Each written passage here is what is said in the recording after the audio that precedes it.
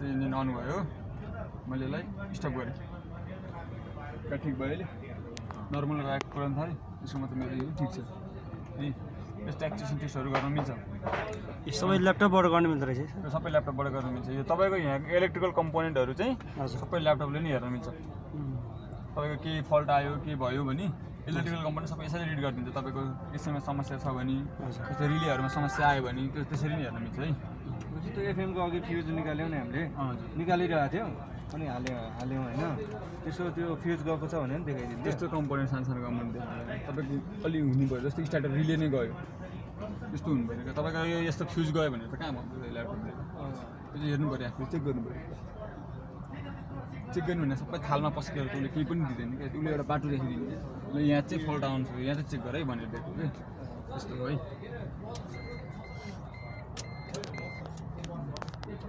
diagnosis भनेको यही नै हो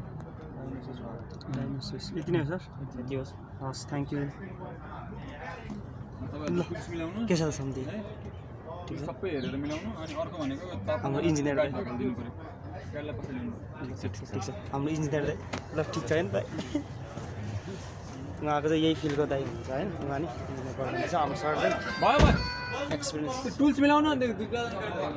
कलाहरू गाई चाहिँ हाम्रो यहाँ सिकिसक्यो होइन धेरै कुराहरू सिकिसक्यो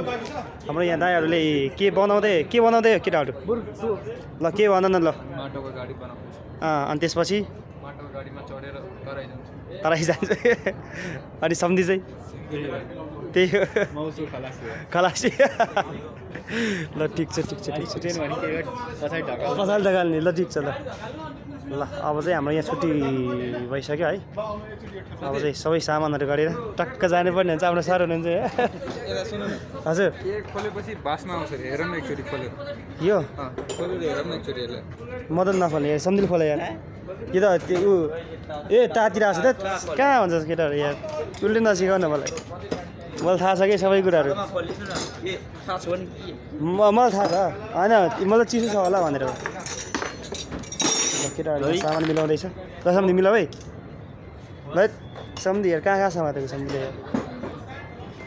हाम्रो सर टक्क लगाएर यहाँ उ गर्दै हुनुहुन्छ हाम्रो दाइ हाम्रो सम्झि के छ गाडी इग्निसन अन गर्नु पऱ्यो गाडी चाहिँ स्टार्ट हुनु पऱ्यो है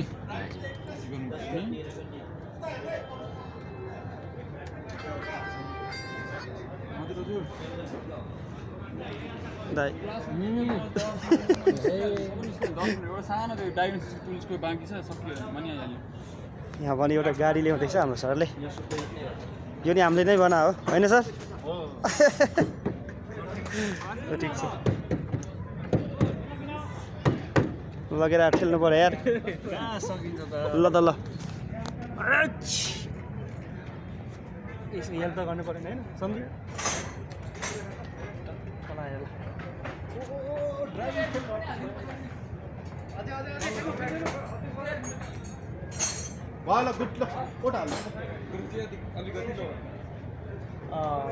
गुरुजी ल हाम्रो इन्जिनियर दाइ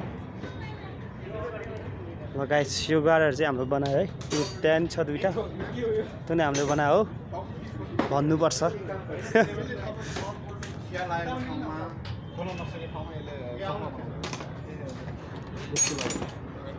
के भन्छ सर त्यसको नाम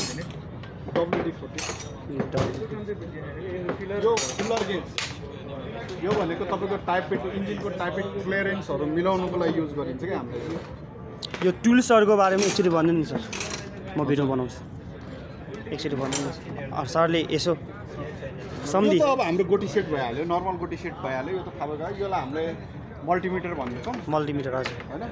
मल्टिमिटर भइहाल्यो अब यो भनेको हाम्रो ब्याट्री टेस्टर